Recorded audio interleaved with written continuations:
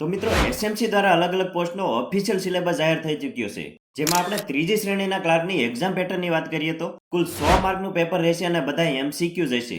દરેક એમસીક્યુ દીઠ તમને 1 માર્ક આપવામાં આવશે અને ખોટા જવાબ માટે 0.25 ગુણ કાપી લેવામાં આવશે.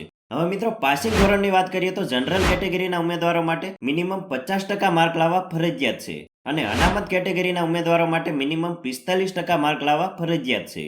હવે મિત્રો ત્રીજી શ્રેણીના ક્લાર્કની સિલેબસની વાત કરીએ તો તેનો સિલેબસ કંઈક આ મુજબનો રહેશે, જેમાં બેઝિક શૈક્ષણિક લાયકાતને લગતા પ્રશ્ન 65 માર્કના રહેશે, જેમાં કુલ 8 ટોપિકનો સમાવેશ કરેલો છે, જેમ કે English comprehension, Gujarati comprehension, numerical અથવા basic maths, logical reasoning, analytical reasoning, aptitude, GCSR અને બિન સચિવાલય કચેરીની કાર્ય પદ્ધતિનો સમાવેશ કરેલો છે. તો અહીંયા મિત્રો તમે જોઈ શકો છો કે ગણિત અને રીઝનિંગના 4 ટોપિક આપેલા છે, એટલે કે અડધું તો ગણિત અને રીઝનિંગ જ છે.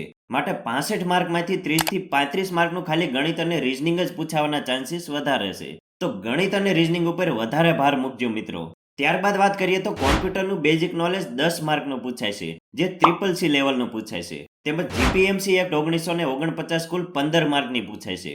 અને છેલ્લે ભાષા નિયામક કચેરીની લેખન પદ્ધતિ 10 માર્કની પૂછાય છે. તો મિત્રો તમને આ બધા ટોપિક સમજમાં તો આવી ગયા હશે, પણ ઘણા બધા વિદ્યાર્થીઓને આ જીસીએસઆર શું છે એ સમજમાં નહીં આવ્યું હોય. તો મિત્રો જીસીએસઆર નું ફૂલ ફોર્મ છે ગુજરાત સિવિલ સર્વિસ રૂલ્સ, જેને ગુજરાતીમાં કહેવાય છે ગુજરાત મુલકી સેવાના નિયમો, જેમાં આ મુજબના ઘણા બધા નિયમો અને શરતોનો સમાવેશ થાય છે, જેમ કે તમારી નોકરીની સામાન્ય શરતો, નોકરીની ફરજમાં જોડાવા માટેના નિયમો, પગાર માટેના નાણાકીય નિયમો, પગાર આધારિત ભથ્થાઓના નિયમો, મુસાફરી ભથ્થા અંગેના નિયમો, પેન્શન અંગેના નિયમો, રજાના નિયમો તેમજ સરકારી રહેણાંકના મકાનોમાં વસવાટ અંગેના નિયમોનો સમાવેશ થાય છે. તો મિત્રો આ હતો આપણો સંપૂર્ણ સિલેબસ. સિલેબસની પીડીએફ ડાઉનલોડ કરવા માટે નીચે ડિસ્ક્રિપ્શનમાં ડાયરેક્ટ લિંક આપેલી છે, ત્યાંથી તમે ડાઉનલોડ કરી શકો છો. તેમજ આજનો વિડીયો જોવા બદલ આપનો ખૂબ ખૂબ આભાર.